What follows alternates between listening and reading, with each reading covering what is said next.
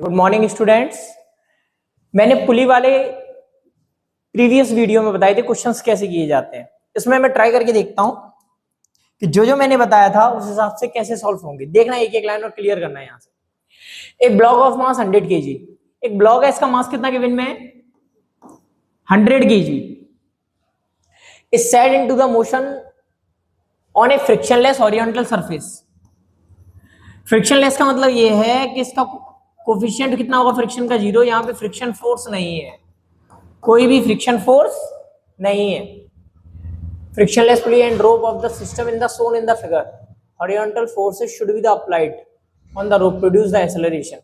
यहां एक फोर्स लगाई गई है जिससे एक्सेलरेशन कितना प्रोड्यूस हुआ, ये ब्लॉक आगे की तरफ मूव हुआ होगा 0.1 मीटर पर सेकंड स्क्वायर। अब सुनना ध्यान से, जो मैंने बताया था, ये भी फोर्स एफ है, ये भी फोर्स एफ है। एफ एफ कंबाइन हो गई, यहां कितनी हो गई होगी 2f। कितनी हो गई होगी यहाँ पे 2f। बता चुका हूं मैंने, पुली वाले क्वेश्चंस में बताया था कि यहां जो फोर्सेस है कंबाइन हो गई, यहाँ पे हो गई होगी 2f। देखते हैं हम आगे। Force equal mass into acceleration. Mass कितना गिवन में है 100, एक्सेलरेशन 0.1, 0.1 ये इससे कैंसिल आउट हो गया 2f। तो फोर्स कितने न्यूटन की लगेगी इधर 5 न्यूटन की। कितने न्यूटन की फोर्स लगेगी 5 न्यूटन की। बिल्कुल क्लियर हुआ होगा। ऐसा ही एक और क्वेश्चन देखते हैं हम पुली का। ध्यान से सुनना, मैं जरा कंपोनेंट करने का थोड़ा आइडिया दे देता हूं, उससे कंपोनेंट करना जरा समझना। जैसे कंसीडर कर लो, मैं नेक्स्ट पेज पे बता देता हूं कंपोनेंट कैसे होंगे। जैसे एक ब्लॉक है, इसके ऊपर फोर्स लग रही है, मास m है, फोर्स लग रही है f। डाउनवर्ड कितना मास का काम करेगा mg। नीचे फोर्स कितनी लगेगी m इंटू जी। मान लो कि यहां एंगल बनना है थीटा। कितना एंगल बनना है यहां पे एंगल थीटा। अब सुनना ध्यान से, कभी भी ये वाला एंगल दे रखा हो तो यहां एक लाइन खींचना हॉरिजॉन्टल, इसी एंगल को यहां कंसीडर कर लेना। ये थीटा तो ये थीटा, पहले साइड के बीच में ये दोनों एंगल बराबर होंगे। रीजन क्या होगा अल्टरनेट इंटीरियर एंगल। रीजन क्या होगा अल्टरनेट इंटीरियर एंगल। अब ध्यान से सुनना, इसमें टेंशन है टी, ये थीटा। टी का मैं बता चुका हूं कंपोनेंट वाले वीडियो में, मैंने एक एक लाइन समझाई थी। टी का इधर कंपोनेंट कितना आएगा टी कॉस थीटा, और ये वाला कंपोनेंट क्या जाएगा टी साइन थीटा। एक आएगा टी कॉस थीटा और एक आएगा टी साइन थीटा। अब ध्यान से देखना और क्लियर करना, बस खत्म हो गया क्वेश्चन, थोड़ा ही है। तो टी साइन थीटा किसे बैलेंस करेगी mg को, और टी कॉस थीटा किसे बैलेंस करेगा f को। दोनों की रेशियो निकालो, सॉल्व हो जाएगा। दोनों के अगर मैं यहां रेशियो निकाल दूं तो सॉल्व हो जाएगा, tan थीटा निकल आएगा। दोबारा देखते हैं, अगर सेकंड कंडीशन ऐसी गिवन में हो तो सेम कंडीशन, ब्लॉक है एफ, मतलब फोर्स लग रही है एफ, ब्लॉक का मास है एम। अब की बार मान लो ये एंगल थीटा गिवन में। कौन सा एंगल गिवन में थीटा, वर्टिकल लाइन से ये वाला एंगल गिवन में थीटा।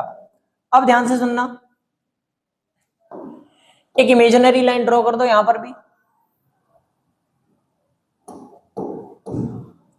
सेम कंसेप्ट अप्लाई करना है, बस ये देखना वर्टिकल है तो वर्टिकल लाइन खींच दो, हॉरिजॉन्टल हो तो हॉरिजॉन्टल। ध्यान से देखना, यहां हॉरिजॉन्टल थी तो हॉरिजॉन्टल लाइन खींच दी, वर्टिकल है तो वर्टिकल, ये थीटा तो ये थीटा।